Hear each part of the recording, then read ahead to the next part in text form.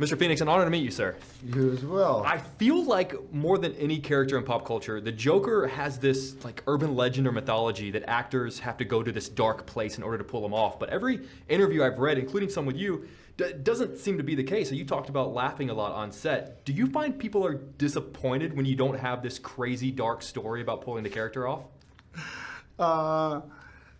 It's funny, yeah. I mean, look, I have to be honest. I mean, I didn't have that experience, right?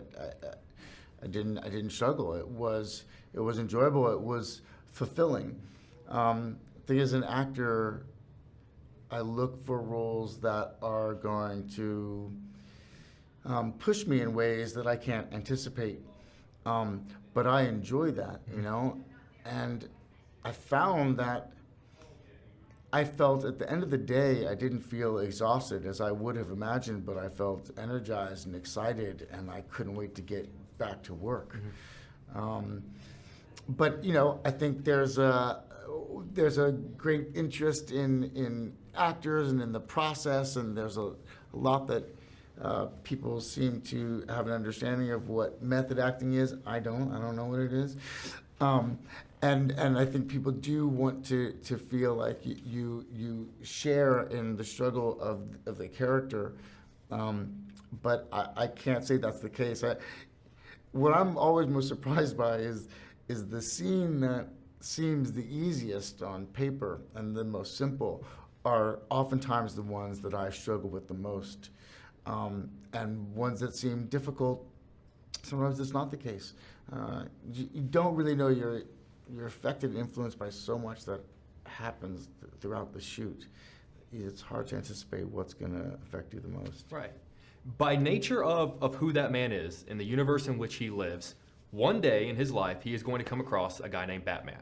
And I know that that's not what this movie's about, and we're not probably ever going to see that. But hypothetically, what do you think his reaction is going to be the first time he sees a man dressed up as a bat? I hadn't thought about that. I feel under pressure. I want to give you a great answer, something that's fun. You have a lot of energy. You seem excited. I want to reciprocate that. Oh, no worries, no. But I don't know what his reaction will be. I imagine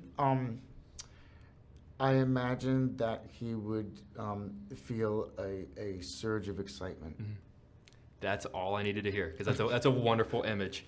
I know you've talked a lot extensively about finding the laugh, so I don't want to talk about necessarily the process, but I would imagine in order to get it right, there had to be a lot of the laughs that were wrong, that just didn't work for you. What's the difference between the laughs that worked and the laugh that didn't?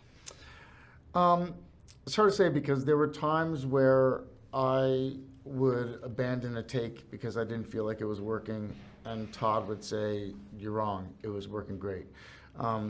So I think that you just try to find the thing that feels honest to you in that moment. But the truth is, it's a movie, and sometimes it doesn't always have to be real. Mm-hmm. You know, sometimes really faking it works. Sometimes it's the lens and the music and the lighting that does so much of the work. And so obviously as an actor, I want to feel that I'm having the genuine experience. But sometimes I'm wrong. Sometimes it's working fine without me feeling that way. Fair enough. I want to talk about the notebook, which is fascinating. I know you were given a blank notebook to kind of just start feeling out Arthur and kind of writing down a lot of thoughts. Was that the notebook that we see in the movie? Mm-hmm. It is? Do you still, if I were to crack that open right now and just start reading it, what would I find in there that would maybe help me understand Arthur more? And do you still have it? Strangely, I don't still have it. I don't know how that happened. I'd asked for it. So it's out there somewhere. Yeah, someone named Joel has it.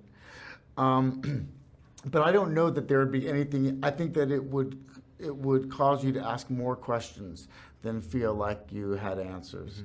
Mm-hmm. And some of it just, I mean, a lot of it I don't think makes sense. It's a disorganized mind. And so it goes all over the place. But there's a lot of it had to do with kind of his yearning for somebody that he knew when he was younger, his fantasies about California. Yeah.